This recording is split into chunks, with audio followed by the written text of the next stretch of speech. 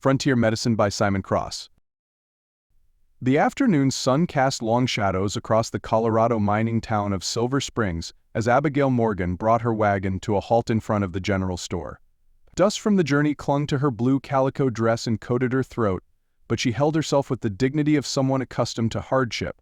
At 23, time had not yet softened the determined set of her jaw or the wary assessment in her hazel eyes. Miss Morgan, Mr. Henderson, the shopkeeper, emerged with a wide smile. We weren't certain you'd make the journey before winter. The pass is still clear, she replied, tugging off her leather gloves. I've got the medicines you ordered. Abigail had inherited her father's business supplying medicinal herbs and tinctures to remote towns throughout the territory. Since his passing last winter, she had continued alone, refusing to let his legacy die or to surrender her independence to a hasty marriage of convenience. Best news I've heard all month. Half the town's fighting coughs already. Henderson helped her down from the wagon. You'll be staying at Mrs. Calloway's boarding house, I presume? If she has room. For you? Always. His expression sobered. Though I should warn you, there's been some changes since spring. Town's growing. New faces about? Abigail nodded, understanding his subtle warning. A single woman traveling alone needed to maintain constant vigilance, especially in boomtowns where fortunes could change overnight and desperate men were common as dirt. I'll be careful, Mr. Henderson. I always am. Sheriff Nathan Thornton watched the woman drive her wagon toward the livery stable, noting her straight posture and capable handling of the team. New arrivals in Silver Springs rarely escaped his notice, especially those who seemed to have legitimate business rather than dreams of striking it rich in the nearby mines. That's the herb woman, Deputy Collins said, following Nathan's gaze. Comes through twice a year. Keeps to herself but brings medicines when the doctor's supplies run low. Nathan nodded. Morgan's daughter, then? I met her father once, years back. You know everyone, don't you? Collins remarked with a shake of his head. It's my job to know who enters my town, Nathan replied, his voice carrying the slight Virginia drawl that 7 years in the West hadn't entirely erased. At 32, Nathan had seen enough of humanity's darker tendencies to develop a healthy skepticism about human nature. The war between the states had taught him that lesson early. He'd fought for the Union, despite his Southern upbringing, and carried both physical and invisible scars from those years. Silver Springs had offered him a fresh start 3 years ago, when the former sheriff had retired.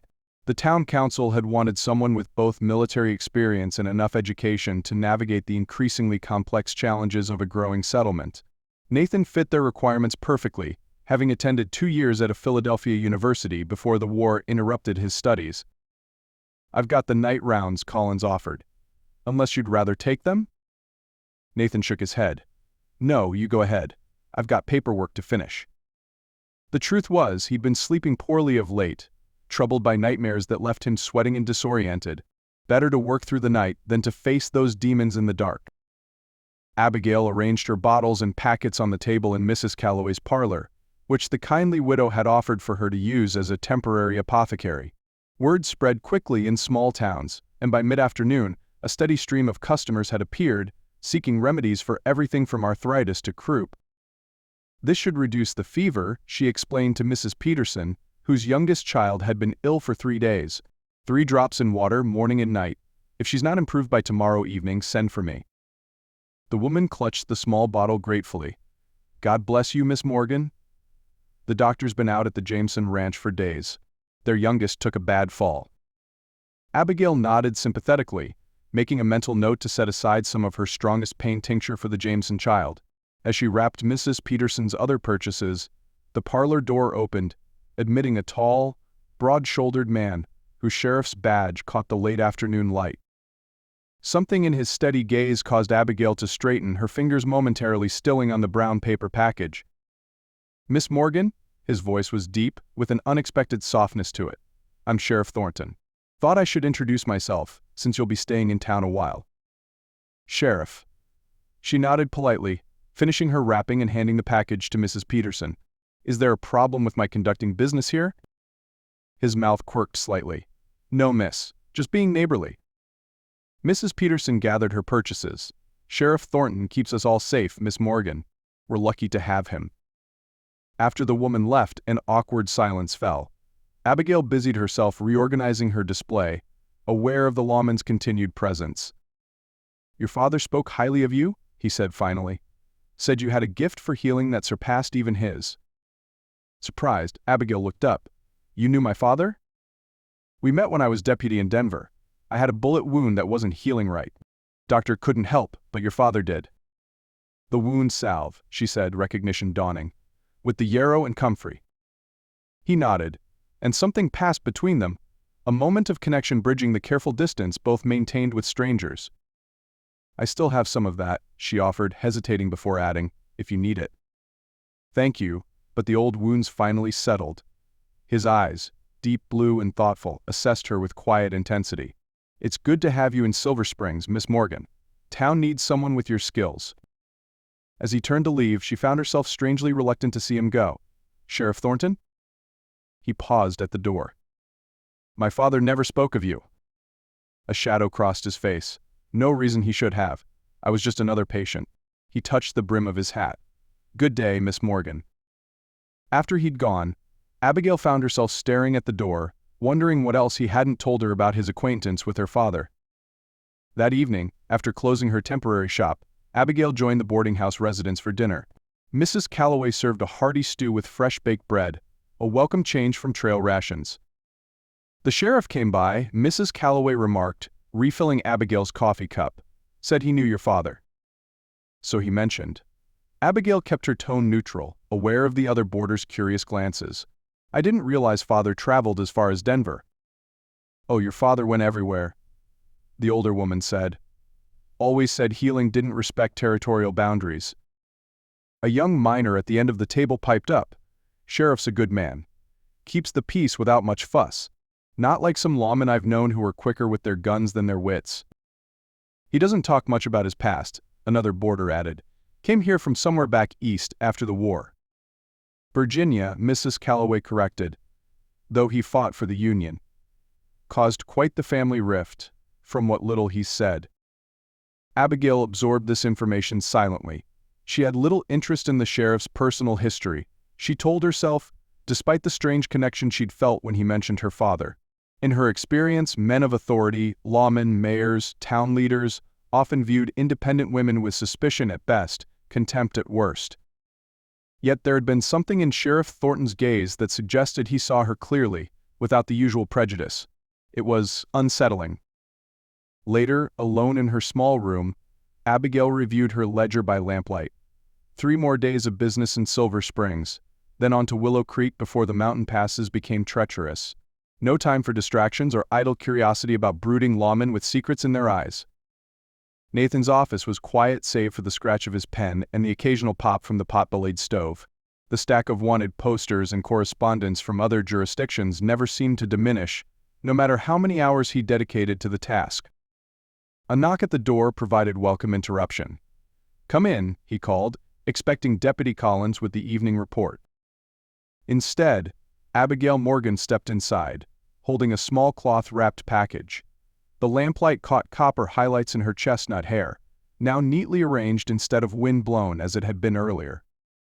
"Miss Morgan." He rose quickly. "Is everything all right at Mrs. Calloway's?" "Everything's fine," she assured him. "I came to bring you this." She placed the package on his desk. "It's the wound salve. I know you said you didn't need it, but," she hesitated, "my father always believed in being prepared." Nathan unwrapped the small ceramic jar, a peculiar tightness in his chest at her unexpected thoughtfulness. "This is kind of you." "It's not kindness, Sheriff. It's business." Her tone was brisk but lacked genuine sharpness. "I owe my father's customers the same care he would have shown them. Then I'm doubly grateful to be counted among them." He rewrapped the jar carefully. "What do I owe you?" "Nothing." She clasped her hands before her. "As I said, I'm honoring my father's practice." Nathan studied her face, noting the stubborn set of her chin, arguing would only offend her pride. "Then thank you. I accept your father's generosity through you." Something in his phrasing seemed to please her, for her expression softened slightly. "Were you and my father well acquainted?" Nathan hesitated, weighing how much to reveal. "We had several conversations during my recovery. He was a wise man with insights beyond medicine." He enjoyed philosophical discussions, she acknowledged. sometimes to the impatience of his patients. The shared observation brought a smile to Nathan's face. He told me about your mother, how he'd never stopped missing her, even 15 years after her passing.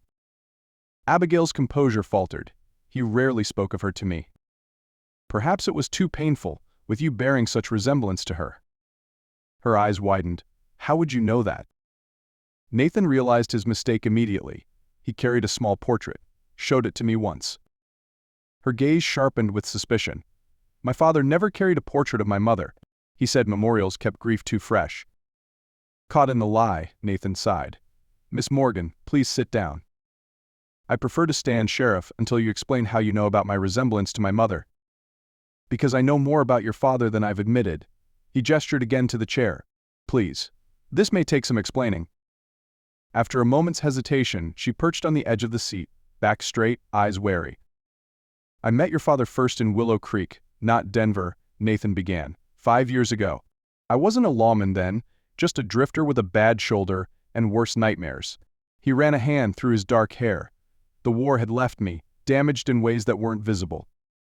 Many men came home that way, Abigail said quietly. Your father saw it in me right away. Called it soul sickness. Said he could heal the shoulder but that I'd need to do the harder work myself. Nathan's gaze grew distant with memory. He invited me to travel with him for a season, learn about healing plants while sorting out my thoughts. Abigail's expression registered surprise.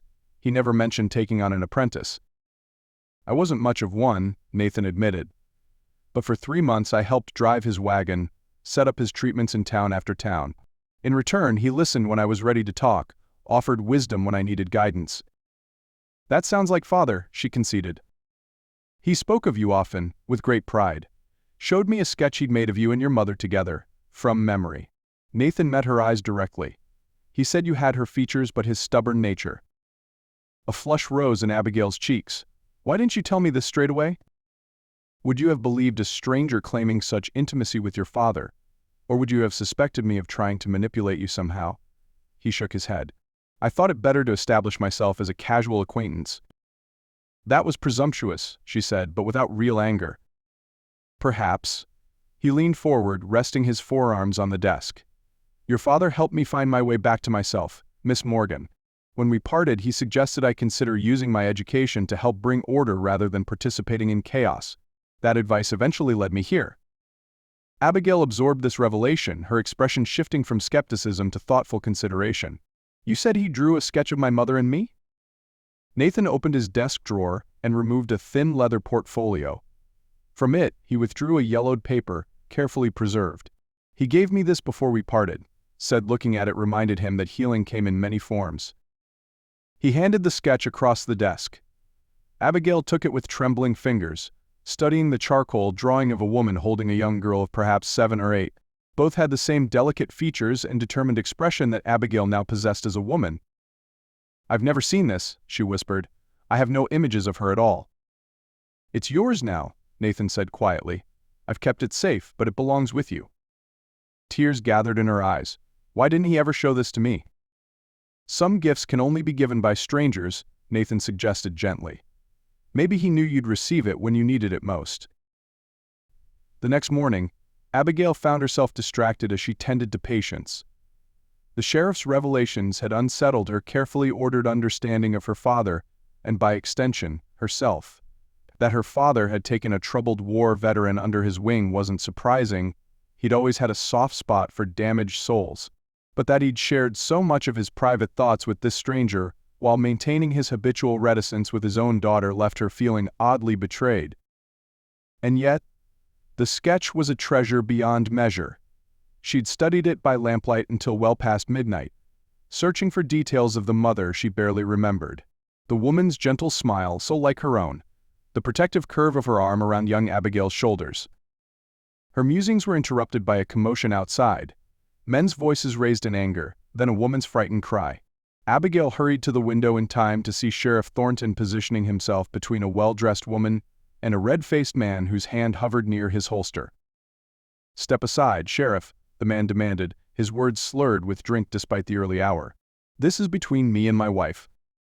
Not while you're in this state, Mr. Reynolds, Thornton replied, his voice calm but firm. Mrs. Reynolds has requested protection, and as an officer of the law, I'm obliged to provide it.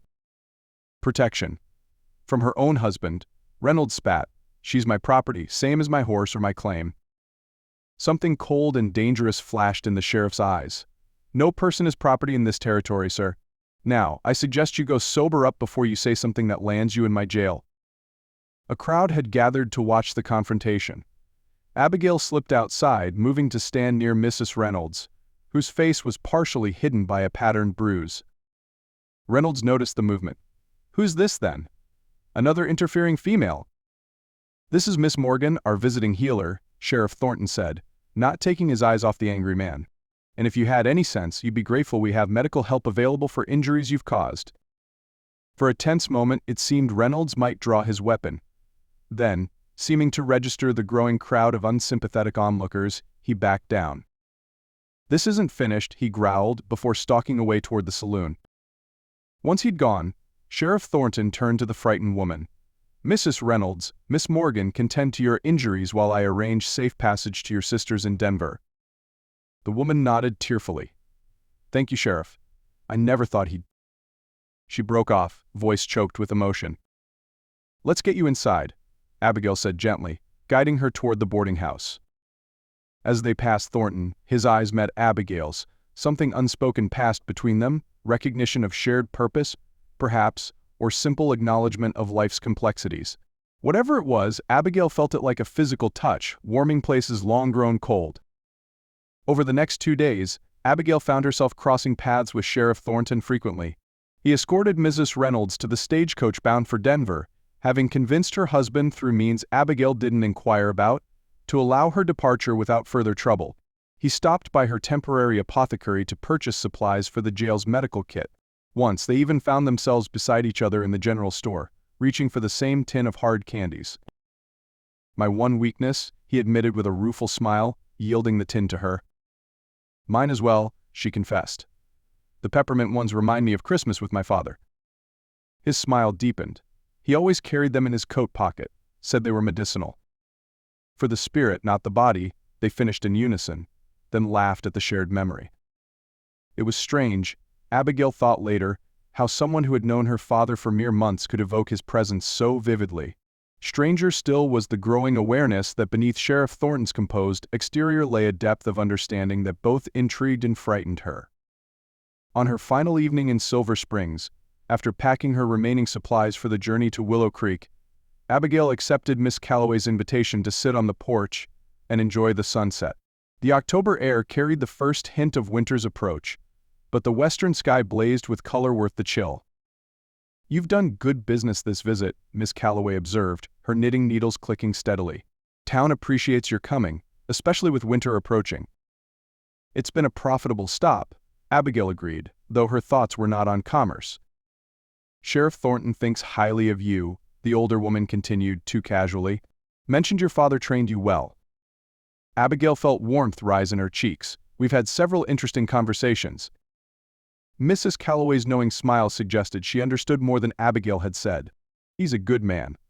Lonely, though he'd never admit it. Mrs. Calloway, if you're implying. I'm not implying anything, dear, the widow interrupted. Just making conversation. Though a woman alone in your profession must get lonely too, I imagine. Before Abigail could formulate a response, a familiar figure appeared at the gate. Sheriff Thornton removed his hat as he approached the porch. Good evening, ladies, he greeted them. Hope I'm not interrupting. Not at all, Mrs. Calloway said, gathering her knitting. In fact, I was just heading in to check on my bread. Miss Morgan would surely welcome the company. With remarkable speed for a woman of her years, Mrs. Calloway disappeared inside, leaving an awkward silence in her wake. May I? Nathan gestured to the empty chair beside Abigail. Of course. He settled his tall frame into the rocker, setting it in gentle motion. I understand you're leaving tomorrow. At first light, she confirmed. I need to reach Willow Creek before the weather turns. It's a difficult journey for a woman alone. Abigail stiffened. I've managed it several times since my father's passing. I didn't mean to suggest otherwise. His voice held no condescension, only matter-of-fact concern. I know how capable you are. The quiet assurance in his tone eased her defensiveness. Thank you for saying that. Many men assume I need rescuing merely because I lack a male escort. Your father raised you to be self-sufficient. Nathan gazed out at the deepening dusk. He told me once that independence was the greatest gift he could give you in a world that would try to limit your choices. The observation, so perfectly capturing her father's philosophy, brought unexpected tears to Abigail's eyes. She blinked them away quickly, but not before Nathan noticed. "I've upset you," he said, troubled. "That wasn't my intention." "No," she assured him. "It's just sometimes it feels like you knew him better than I did." "Different, not better," he corrected gently. "He showed you one face, me another. Both were genuine parts of him." They sat in companionable silence as the first stars appeared in the eastern sky. Abigail found herself reluctant to end this peaceful moment, aware that tomorrow would bring a return to solitary travels. "I have something for you," Nathan said finally, reaching into his coat pocket. He withdrew a small leather-bound book. "Your father gave me this volume of poetry. Said it helped him through dark nights after your mother's passing." Abigail accepted the book, running her fingers over the worn cover. "Pushkin," she read aloud. "I didn't know father enjoyed poetry." "Another of his hidden facets," Nathan smiled. "There's a particular poem he marked, about how love transcends separation and even death. He said it reminded him that true connections remain, regardless of physical distance." The implication of his words hung in the cooling air between them. "Sheriff Thornton." "Nathan," he corrected softly. "My friends call me Nathan." "Nathan," she amended, finding the familiarity both strange and fitting. "I don't know what you're suggesting." "I'm not certain myself," he admitted. "Only that since you arrived, I've felt something I thought was long buried. A possibility I'd stopped believing in." Abigail's pulse quickened. "We barely know each other." "Yet I feel I've known you for years through your father's stories." His blue eyes held hers steadily. "I'm not asking for promises, Abigail, only that you consider returning to Silver Springs when your circuit is complete." "I always winter in Denver," she said, though the plan suddenly seemed less certain than it had that morning. "Denver is only 3 days' ride from here," he pointed out. "Less, with a good horse." The invitation in his words was unmistakable, yet offered with a respect for her independence that few men would have shown. "I'll consider it," she said finally. His smile illuminated his face, transforming its habitual seriousness into something approaching joy. "That's all I ask." As darkness enveloped the porch, they sat together, two souls connected by shared memories of a man who had, perhaps, understood them both better than they understood themselves. And when Nathan's hand found hers in the darkness, Abigail didn't pull away, but instead allowed her fingers to entwine with his, feeling in that simple touch the promise of something neither had expected to find in this remote corner of the West. Dawn would bring parting, but no longer the solitude she had grown accustomed to. For in the exchange of memories and the unexpected gift of her father's treasures, something new had taken root. A connection that, like the medicinal plants she gathered, might prove both healing and essential to survival in the untamed territories of the heart.